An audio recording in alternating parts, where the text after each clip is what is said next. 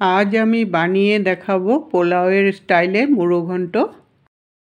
মুড়ো ঘন্ট তো অনেকভাবেই খেয়েছেন, কিন্তু এটা একদমই অন্যরকম স্টাইলে বানাবো, যেটা খেতে লাগে একদম অসাধারণ।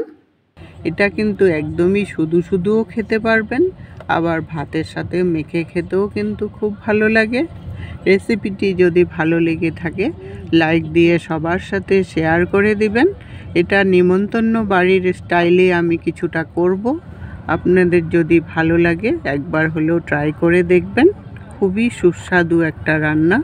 মুড়ো ঘন্টটা বানানোর জন্য 3টা মতো রুই মাছের মাথা নিয়েছি, আর মাথাগুলোকে মিডিলে ছোট করে কেটে নিয়েছি, তাহলে রান্না করতে সুবিধা হবে। আর নুন হলুদ মাখিয়ে রেখেছিলাম আধা ঘন্টা আগে। নুন হলুদটা আগের থেকে মাখিয়ে রাখবেন, তাহলে নুনটা কিন্তু ভালো করে ঢুকে যাবে। আর 1 বাটি চিড়া নিয়েছি, চিড়াটা যেন মোটা হয় সেদিকে খেয়াল রাখতে হবে। পাতলা চিড়া দিয়ে কিন্তু রেসিপিটা একদমই ভালো হবে না, তাই মোটা চিড়া দিয়ে এটাকে বানাতে হবে। এখন কড়াই বসিয়ে 2 চামচ তেল দিয়ে দিলাম।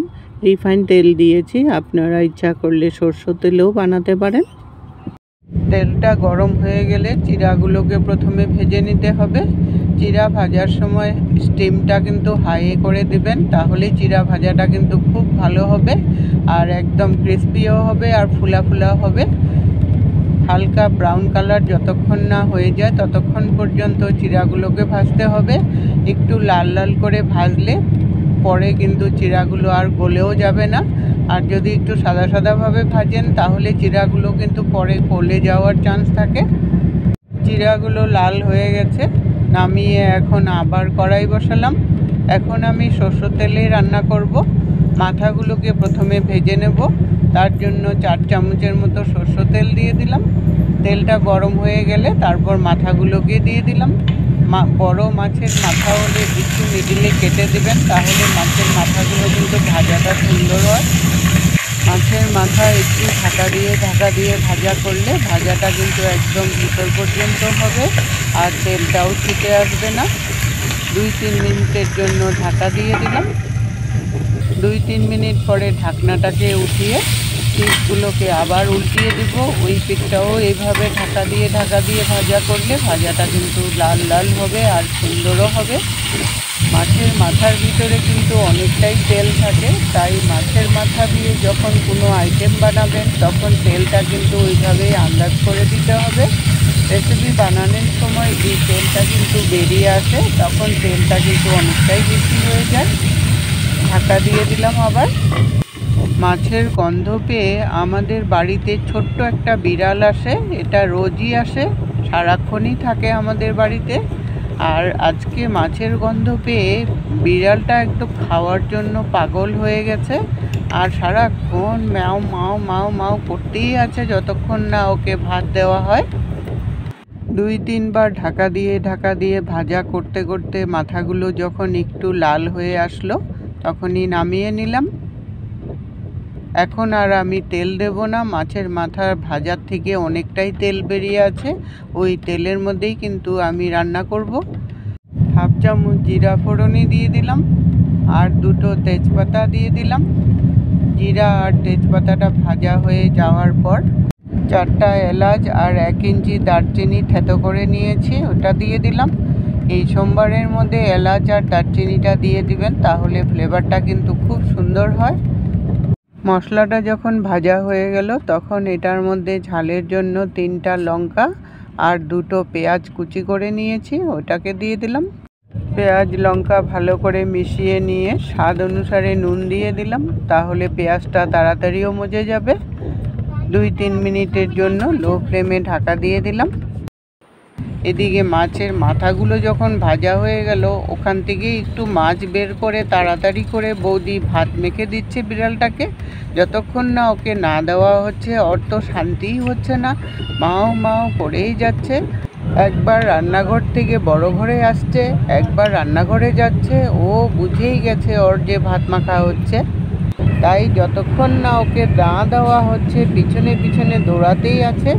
ভাতটা যেখানে দেওয়া হয় ওটার পিছনে দৌড়ে দৌড়ে গিয়ে যখন ভাত দেওয়া হলো তাড়াতাড়ি করে কতক্ষণে খাবে, মানে ওর একদম খিদেও পেয়েছিল।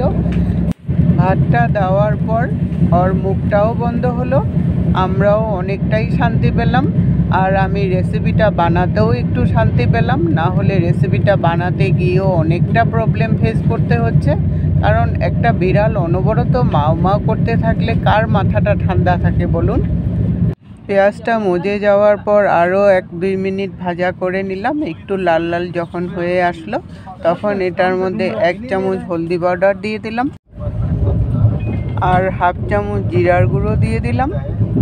সামান্য পরিমাণে জল দিয়ে এখন মশলাটাকে একটু কষিয়ে নেব। কষিয়ে নিয়ে তারপর 1/4 টিস্পুন লঙ্কার গুঁড়ো দিয়ে দিলাম। ঝালটা আপনাদের টেস্ট অনুসারে দিবেন। লঙ্কার গুঁড়োটা দিলে কালারটাও হবে আর ঝালটাও হবে। মশলাটা যখন পুরোপুরি কষানো হয়ে গেল তখন এটার মধ্যে 8-10টা কাজু আর কিশমিশ দিয়ে দিলাম। পোলাও যেহেতু কাজু কিশমিশটা তো দিতেই হবে। কাজু কিশমিশটা জাস্ট একটু মিশিয়ে নিয়ে ভাজা চিড়াগুলো দিয়ে দিলাম। ভাজা চিড়াগুলো মশলার সাথে ভালো করে মিশিয়ে নিয়ে তারপর মাছের মাথাগুলো দিয়ে দিলাম। মাছের মাথাগুলো এখন সব কিছুর সাথে একটু মিশিয়ে নিতে হবে। মিশিয়ে নিয়ে তারপর সামান্য পরিমাণে চারদিক থেকে একটু জল দিয়ে দিবেন। জলটা কিন্তু বেশি দিবেন না, তাহলে চিড়াগুলো গলে যাবে। জলটা দিয়ে জাস্ট মিশিয়ে নিয়ে ব্যালেন্সের জন্য একটু মিষ্টি দিয়ে দিলাম। পোলাও যেহেতু একটু মিষ্টি মিষ্টি হলে খেতে কিন্তু খুব ভালো লাগে। মিষ্টিটা দিয়ে 2-1 মিনিটের জন্য ঢাকা দিয়ে দিবেন। খুব একটা বেশি সময় ঢাকা দিবেন না, তাহলে চিড়াটা কিন্তু গলে যাবে। রান্নাটা করতে করতে আমাদের মহারাজের পেটও ভর্তি হয়ে গেছে, খাওয়াও কমপ্লিট। এখন উনি চিত্ত সুখে আরামে ঘুমোচ্ছেন। 2 মিনিট পরে ঢাকনাটাকে উঠিয়ে নিলাম। যেটুকুন একটু ভিজা ভিজা ভাব আছে ওটা এখন একটু ছড়িয়ে ছড়িয়ে মিডিয়াম আঁচে রেখে একটু ভাজা ভাজা করে নেব। ভাজা ভাজা করে নিয়ে যখন একদম ঝরঝরা হয়ে গেল তখন এটার মধ্যে 1/2 চামচ ঘি দিয়ে দিলাম। ঘিটা দিয়ে জাস্ট মিশিয়ে নিয়ে 5 মিনিটের জন্য ঢাকা দিয়ে রেখে দেব।